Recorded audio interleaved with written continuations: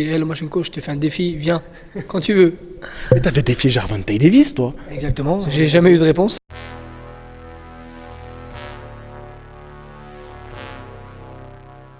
Salut les disciples de la boxe, je profite d'être sur ce reportage avec Marine, donc vous verrez la vidéo avant celle-ci. Donc je profite d'être dans ce club où il y a aussi Marvin Petit qui s'entraîne et on va lui poser quelques questions pour savoir où il en est dans sa carrière. T'as boxé il n'y a pas si longtemps, en février. Ouais. Avant ça, t'avais boxé en décembre, donc t'es encore vachement actif. Ouais. Donc là, c'est quoi la prochaine échéance pour toi? La prochaine échéance, déjà, c'est de faire un combat de retour avant de refaire le championnat d'Europe. On va essayer de faire 2 combats de reprise et refaire le championnat d'Europe derrière. D'accord. Parce que là, donc, ton dernier combat, c'était pour le titre de champion d'Europe, justement. Ouais. C'était en Belgique. Ouais. Donc, comment tu as eu cette opportunité-là? Comment ça se prépare, ça, un championnat d'Europe? Cette opportunité-là, j'ai été la chercher, j'ai été challenger officiel. On nous a proposé d'aller chez eux. Et comme je refuse jamais les combats, on est parti chez eux. D'accord. Et donc, du coup, on s'est fait voler chez eux, quoi. C'est plus dur d'aller chercher la ceinture à l'étranger. Ouais. C'est 2 fois plus dur parce qu'on n'est pas chez nous. Parce que là, c'était le Belge qui avait la ceinture, c'est ça? C'était lui, donc il t'a proposé d'aller chez lui. Voilà. Il était champion d'Europe plus chez lui. Et en Belgique, comme tout le monde connaît, ils savent que c'est des grands voleurs. Et je le redirai toujours, c'est des grands voleurs. Et c'est une déception que j'ai eue par rapport à ce combat-là. Si j'ai perdu, j'ai perdu. Je ne reviens pas sur la défaite. Si j'ai perdu, j'accepte le combat. Maintenant, ce combat-là, je l'ai gagné. On m'a donné perdant parce que j'étais chez lui. On ne savait pas comment faire pour donner l'autre gagnant. Ça a attendu 5 à 8 minutes. Il y a un arbitre, il a donné 5 points d'avance pour l'autre. Celui-là, je ne sais pas, il était où, je ne sais pas ce qu'il avait bu comme whisky, mais il était loin. T'es connu pour ton franc-parler, tu vas direct, tu vas droit au but. Après un combat comme ça, où voilà, on te sent frustré, t'as le ressenti de t'être fait voler là-bas, comment tu gères après ça pour te remettre en forme et partir sur un nouveau défi? C'est dur parce que moi je suis quelqu'un de déjà hargneux, je suis rancunieux sur ça. J'aime pas les défaites. J'aime pas les défaites, déjà même la défaite que j'ai prise contre Yvan Mendy, je l'ai toujours dans ma tête. Et à l'heure d'aujourd'hui, j'attends toujours ma revanche contre lui. On ne veut pas me donner parce qu'on se dévie. On se dévie parce que voilà, à l'heure d'aujourd'hui, on sait que je suis prêt pour lui. Et ils savent qu'en France, ça va être moi le meilleur. C'est vrai que ça a été une défaite qui a été dure pour toi parce que tu as arrêté pendant 1 an la boxe après cette défaite. Ouais. C'est mon père qui me l'a rappelé en discutant avec lui. Il m'a dit c'est vrai qu'après tu as arrêté pendant 1 an. Tu es revenu, tu as fait une série de victoires jusqu'à malheureusement cette défaite en Belgique.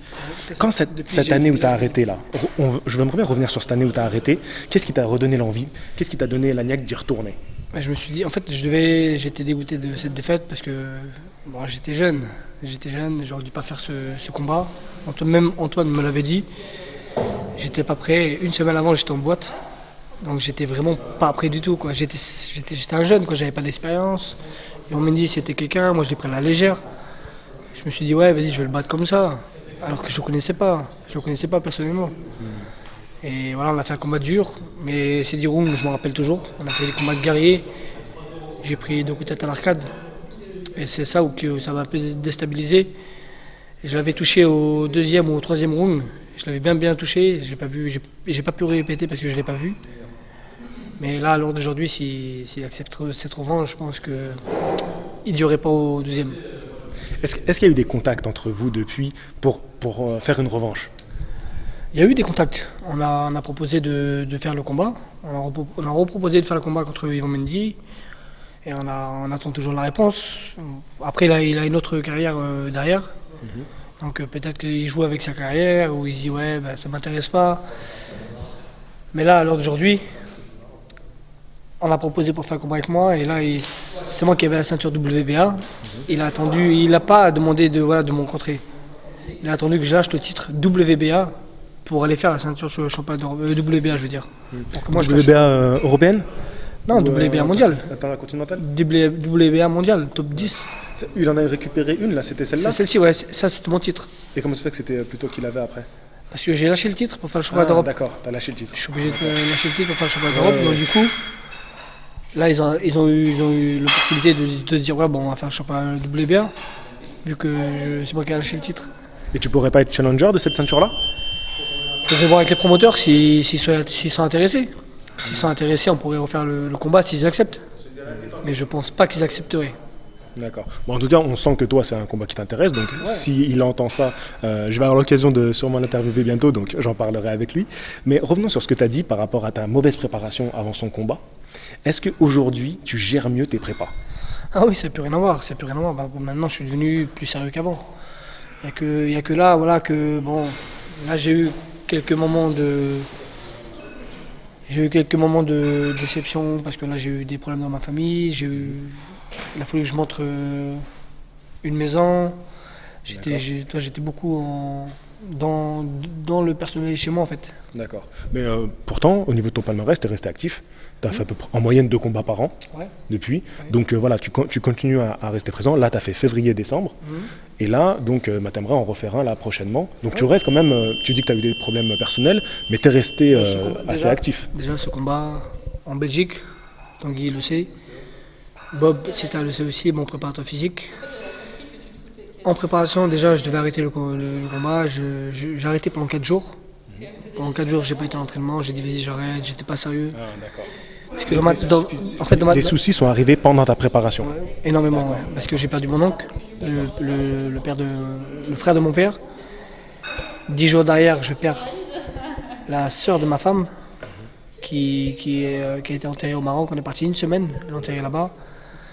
Tout de suite derrière, je rentre, je fais un IRM cérébral, on me dit que j'ai un début d'anévrisme, faut que j'arrête la boxe. Pour le moment, j'étais en pleine préparation pour le championnat d'Europe. Et ils me disent qu'il faut que j'aille dans une grosse hôpital à Paris pour voir exactement les analyses, comment ça se passe. D'accord. Du coup, j'ai pris rendez-vous, j'ai loupé 4-5 jours. Ouais. J'ai été en urgence. Et on m'a dit que c'était rien, quoi. En fait, c'était juste un vaisseau de sang qui passait, quoi. C'était rien du tout. Tu as pu reprendre ta prépa à partir de là? Ouais, j'ai pu reprendre, mais bon, j'avais loupé déjà en tout avec les soucis avant. J'ai loupé 10 jours à 15 jours. Et j'étais à 20 jours de mon combat. C'est intéressant parce que souvent dans la boxe, c'est un problème qui revient souvent. Des fois, des boxeurs qui annulent à la dernière minute, qui sont blessés. Et toi, là, tu as quand même eu des soucis qui auraient pu faire que tu annules ce combat. Tu y es quand même allé. Bon. Je devais vraiment l'annuler. J'avais pas envie. Le combat, je voulais pas le faire. Du tout, je voulais pas le faire. Je sais que j'étais pas prêt physiquement. Physiquement, j'étais pas prêt, je voulais pas le faire. Et après, Tanguy me dit réfléchis. Il dit, tu devrais le faire parce qu'on va te déclasser. Après, j'ai réfléchi, j'ai dormi. Je me suis dit, ouais, écoute, on va le faire quand même. Je suis pas comme ça, moi, à annuler un combat. T'étais à combien de temps du combat, là, quand t'as pris cette décision? Quand j'ai pris cette décision, j'étais à même pas 13 jours. Ah ouais. Et j'avais arrêté déjà pendant 4 jours avant. Mais j'étais pas du tout dedans, du tout. C'est un combat que vraiment du tout, j'étais pas du tout dedans. Malheureusement. La défaite, je l'ai pris, mais bon, je ne l'avais pas perdu. Et j'espère la reprendre contre lui. Maintenant qu'il me laisse me préparer à 100%, s'il veut, je le prends où il veut. Même chez lui, je reviens chez lui, je le reprends. Juste qu'il me laisse me préparer à 100%. Si je le mets pas KO avant, il peut garder la bourse. Ça, c'est pas un souci. T'as l'art de la punchline pour attirer. On le sent bien, c'est bien. Ça va me faire un petit peu de buzz, c'est bien. Non, mais en tout cas, là, ton focus, c'est le titre européen. Ouais, c'est de reprendre le titre européen, le championnat d'Europe. Prendre le titre, le championnat d'Europe et après voir plus loin. On va dire, faut pas brûler les étapes. D'avoir ce titre de champion d'Europe déjà, c'est déjà une étape. Alors d'aujourd'hui, demain, on me propose le championnat d'Europe, je ne le ferai pas maintenant. Je préfère laisser passer. Je veux 3 à 4 mois de préparation sérieux, où je sais que je vais être à 100% de ma forme. Et là, je le ferai. Après, souvent, on essaie d'éviter que les boxeurs soient au top. Hein. Ils vont faire exprès de te proposer des choses où tu vas pas être au maximum. Voilà, c'est un peu ce qu'on connaît des magouilles de la boxe, malheureusement. Et je voudrais revenir un petit peu sur ces titres, parce que voilà, tu as parlé du titre européen, tu as parlé du titre WBA. Parfois, on a un peu l'impression de s'y perdre, mais pour les boxeurs, c'est quand même super important d'aller chercher ces titres-là, même si, voilà, titre WBA, on sait que c'est pas le titre de champion du monde qui est détenu par Lomachenko, mais c'est important pour les boxeurs de les avoir quand même. Si pour la ceinture WBA, comme moi je l'ai pris, et tout de suite derrière, après, on peut nous donner l'opportunité de faire un championnat du monde. C'est ça. On peut nous donner l'opportunité, et après, si on a la chance, on peut dire, voilà, il est classé 10e, on va lui demander de faire un championnat du monde contre Lomachenko ou Georges Genares. On peut nous appeler à l'imprévu si on est prêt. On fait le championnat du monde et on fait la surprise des fois. Ça t'est arrivé d'être appelé comme ça en dernière minute à un combat? Pour un gros combat? Oui, ça m'est déjà arrivé. Ouais. Ça m'est déjà arrivé. T'as accepté? Ouais, j'ai accepté, oui. Moi, de toute façon, j'ai accepté où? Et hors saison, t'arrives à rester quand même prêt? Hors saison, j'arrive à rester prêt. Ouais. Mais en fait, là, il a fallu que je monte une maison chez moi. Construire, c'est beaucoup, beaucoup de boulot que j'ai jamais fait de ma vie, en fait. Ouais. C'est une construction où je sais que dans ma tête, jamais j'aurais pu faire ça. C'est beaucoup, beaucoup de boulot et beaucoup d'énergie parce qu'en fait, on est toujours en train de courir partout, à droite, à gauche, pour les ouvriers. On est vraiment fatigué et du coup, tu penses même pas aller à l'entraînement le soir. Du coup, j'ai loupé un petit mois et demi, 2 mois, quoi. Et on sait que tu as été un moment avec Koné, c'est un promoteur qui a apporté quand même une certaine visibilité à la boxe. Et toi, ça t'a permis aussi de participer à des événements. Ouais. Est-ce qu'aujourd'hui, il y aurait un peu des événements auxquels tu aurais envie de participer? On pense à Tony Oka, toute cette nouvelle vague. Tu aurais envie d'être un peu à l'affiche avec eux? C'est des choses qui t'intéressent? Après, voilà, moi je crache sur personne. Koné, il m'a apporté beaucoup. Il m'a apporté énormément de choses. Je pourrais jamais rien dire sur lui. C'est pour moi, ça a été le meilleur promoteur qui a pu exister pour l'instant. Parce qu'on était quand même en affiche sur les périphériques de Paris. C'était des gros galas de boxe qu'il faisait. Donc il a relancé un peu la boxe. C'est lui qui a relancé un peu la boxe en France. Sur ça, il n'y a pas de souci. C'est lui qui a relancé la boxe. Après, voilà, il y a des boxeurs. Honnêtement, je le dis et je le redis devant tout le monde. Et c'est des merdes parce qu'ils boxent pour des briconettes, quoi. Ils boxent pour rien. Donc après, on a des valeurs. Il faut savoir les mettre en œuvre. Donc du coup, après, il faut savoir aussi nous donner les moyens de pouvoir s'entraîner et pas se foutre de notre gueule non plus. Aujourd'hui, c'est ça ta difficulté, c'est qu'on ne donne pas assez de moyens pour vraiment faire tes challenges. Et déjà, je suis dur. Je suis quelqu'un de dur, je suis quelqu'un de fier. Très fier même. Parce que je ne boxerai pas pour rien. Là, on m'a déjà proposé des combats à 5000, 6000, 8000. Mais des combats qui coûtent 2 fois plus cher que ça. Donc voilà quoi. Je pourrais pas le faire. Je pourrais pas le faire juste rien que pour ma fierté, quoi. Alors que je sais que... Mais c'est dommage, parce que c'est de l'argent. Je crache sur l'argent. Je crache sur de l'argent, c'est 8000 €, c'est de l'argent. On ne gagne pas comme ça, de jour au lendemain. Mais on est obligé aussi d'avoir ses valeurs. Si tu boxes pour rien, après tu deviens roumain, quoi. On te propose un gros combat, on va dire, écoute, je te donne 15 000. Alors que c'est un combat qui vaut 50 000, 60 000. Donc, qui c'est qui négocie ça? C'est l'entraîneur. L'entraîneur, il négocie les bourses. Moi, je vois avec l'entraîneur si tout va bien. Et donc après, voilà, on voit ensemble.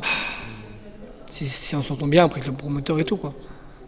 D'accord. Et regarde, alors d'aujourd'hui, j'ai encore la marque, Ernest. T'es resté fidèle. On est resté fidèle quand même à monsieur Malamine Koné, qui a fait des gros combats.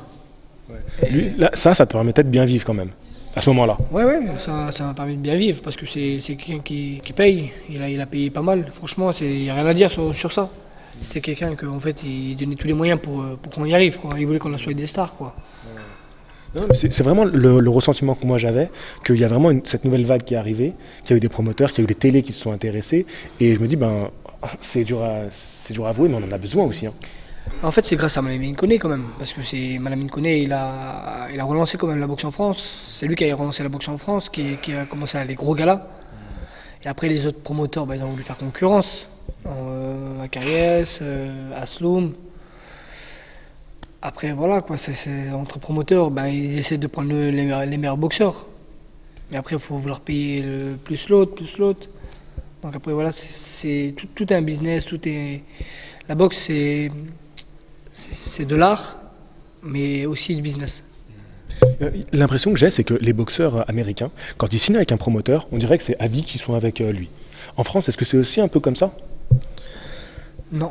Toi, quand tu as signé, après tu peux aller avec un autre combat, comment ça se passe? Non, en fait, non, c'était pareil. En fait, moi, j'ai signé avec Malamine Koné, j'ai pas le droit de faire un autre combat à part que, voilà, on nous proposait un combat en Angleterre et avec Malamine Koné, on s'est arrangé. Et on disait, écoute, on va boxer en Angleterre, tu vas venir, lui, il prend ses 10%, quoi. D'accord. Il y a un nombre de combats que tu fais avec un promoteur? Oui. D'accord. Tu signes pour un nombre de combats? Oui, j'étais à 5 combats par an. D'accord. Ok. Et il te propose un contrat de 5 combats par an. Ouais. C'est ça qu'il t'a proposé. C'est ce qu'il m'a proposé. Et, Ouais. et il était fidèle à ça? Franchement, ouais, il a été fidèle à ça, il n'y a rien à dire sur ça. Franchement, j'ai fait tous mes combats. J'ai boxé 2-3 fois au Cercle d'Hiver, une fois à Le Valois, après on a reboxé dans un autre gala. Non, sur ça, après on a reboxé au Vélodrome de Saint-Quentin-en-Yvelines. D'accord. Inauguré le Vélodrome qui venait d'ouvert. Ouais, ça c'est intéressant parce que c'est vrai que c'est des choses qu'on ne connaît pas trop sur le monde de la boxe, on ne sait pas trop comment ça se passe et des fois on peut être un peu trompé par tout ça. Donc c'est intéressant de savoir clairement comment un boxeur il est géré par son promoteur, par aussi son entraîneur. Enfin, des fois un peu tout se mélange et on est un peu nous perdus en tant que public. On ne sait pas trop vers où ça va. Donc c'était intéressant que tu nous parles de ça. Et aujourd'hui, tu es lié à un promoteur ou pas du tout? Non, là, je suis lié à personne.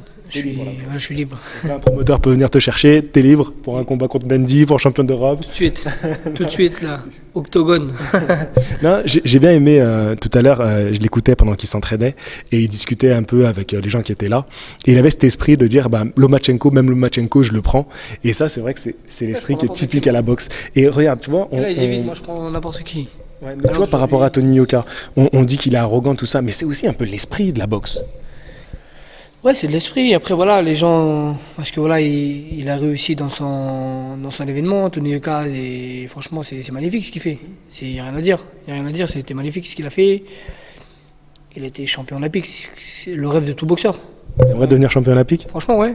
Si tu peux aller au JO, tu y vas? Franchement, là, si demain on me propose des JO, bah là déjà on a demandé à faire les JO. Si demain on me propose de faire les JO, je vais les faire. Alors que je sais que j'ai 4 rounds à fond dans le corps et l'intérêt est prêt. Ouais, parce que tout à l'heure, en rigolant, ils en parlaient et du coup, ça t'a monté à la tête. Ouais, tu t'es dit, bon, allez. je me suis dit, allez, vas-y, on y va. On va essayer. C'est comme ça. La boxe, faut pas refuser les combats, faut accepter tous les combats. Pas tous les combats non plus, mais il faut accepter tous les bons combats qu'il faut le jour. C'est surtout la visibilité, parce qu'après les JO, en termes d'argent, c'est rien du tout, mais c'est pour la suite. Voilà, exactement. Là, c'est pour la suite. Déjà, on va prendre même si on prend 50 000 euros, 60 000 euros, on s'en fout. C'est pas pour l'argent. C'est d'avoir une médaille d'or, d'être connu mondialement. Et là, derrière, là, les promoteurs, ils vont se lancer à toi, quoi. Là, c'est là où tu vas toucher énormément d'argent après. On le voit sur Tony Yoka maintenant. Ouais, bien sûr. Et non, mais c'était aussi, ça c'était intéressant, mais aussi dans l'esprit, voilà, même Lomachenko, s'il faut, j'y vais, je le prends. Tu vois, c'est sûr. Alors aujourd'hui, Lomachenko, je t'ai fait un défi, viens, quand tu veux.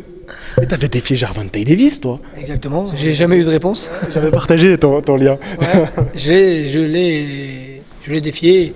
Je défie tout le monde, moi. C'est tous les boxeurs de toute ma catégorie, Georges Linares, Lomachenko, Gervonta Davis, tous ces grands boxeurs, ça me plairait de les boxer. Un jour peut-être, quand je serai plus classé, parce que voilà, on dit, entre parenthèses, on n'est pas dans le niveau, mais on va arriver vite. Dès qu'on aura pris le titre de champion d'Europe, on va se classer tout de suite derrière, après on va nous essayer de la chance de faire un championnat du monde. On te le souhaite en tout cas. Ouais. Vraiment, merci à toi d'avoir répondu un peu à mes questions. Si je pourrais revenir un peu pour voir un peu tes prépas et tes futurs combats, je serais très content de venir te voir. Tu es le bienvenu. Merci beaucoup. Super. Merci. Je vous dis à la prochaine. Fighting!